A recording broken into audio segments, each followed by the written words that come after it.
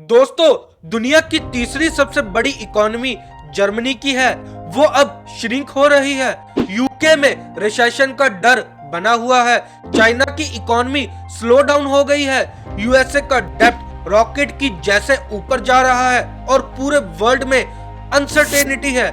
इसके बाद भी कोई एक इकोनॉमी है जो वर्ल्ड की फास्टेस्ट ग्रोइंग इकोनॉमी है, उसका नाम है इंडिया। कोविड के टाइम पे हमारा फिस्कल डिफिसिट मतलब जितना कमाया उससे ज्यादा खर्च किया 9.2% टच कर गया था। दुनिया को लगा इंडिया डेब्ट ट्रैप में फंसेगा, करेंसी क्रैश होगी, स्टोरी ओवर। लेकिन आज 2026 में पिक्चर कुछ और है। इंडिया ने ना सिर्फ सरवाइव किया बल्कि एक इकोनॉमिक यू टर्न मारा। सबसे बड़ा चैलेंज था डेफिसिट को कम करना, वरना हम एक डेब्ट ट्रैप में फंस जाते।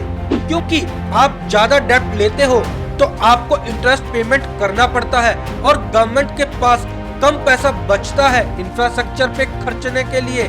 इसी कारण से सरकार ने एक प्रॉमिस किया था, हम डेफिसिट को कम करेंगे और सिर्फ 4 साल में, आई रिपीट, सिर्फ 4 साल में गवर्नमेंट फिस्कल डेफिसिट को 9.2 से घटाकर 4.8% कर दिया था और फाइनेंशियल ईयर 2026 का टारगेट 4.4% ऑफ जीडीपी है।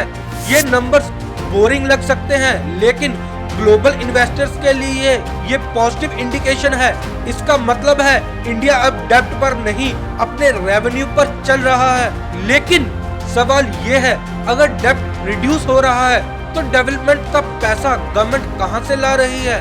इसका जवाब है आप लोग, the great Indian tax payer. आप और मैं। प्री कोविड में सिर्फ 6.9 करोड़ लोग ही थे जो टैक्स फाइल करते थे, जो आज इंक्रीज होकर 9.2 करोड़ इंडियंस हो गए हैं। इसी पैसे से इंडिया की ग्रोथ स्पीड इंक्रीज हो रही है। तो चलिए मैं आपको इसके डाटा के साथ बताता हूं।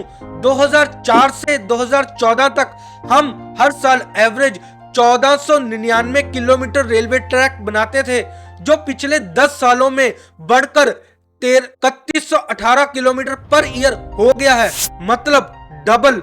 वाटरवेज कार्गो 18 एमएमटी से 145 एमएमटी तक पहुंच गया है। ये कोई इंक्रीमेंटल ग्रोथ नहीं है, ये एक्सपोनेंशियल एक्सप्लोजन है। वाटरवेज कार्गो का ग्रोथ होना मतलब लॉजिस्टिक कॉस्ट रिड्यूस होना। इसी कारण से अब गुड्स के प्राइसेस इंक्रीज नहीं होंगे और वो ग्लोबल मार्केट में भी कॉम्पिटिटिव होंगे।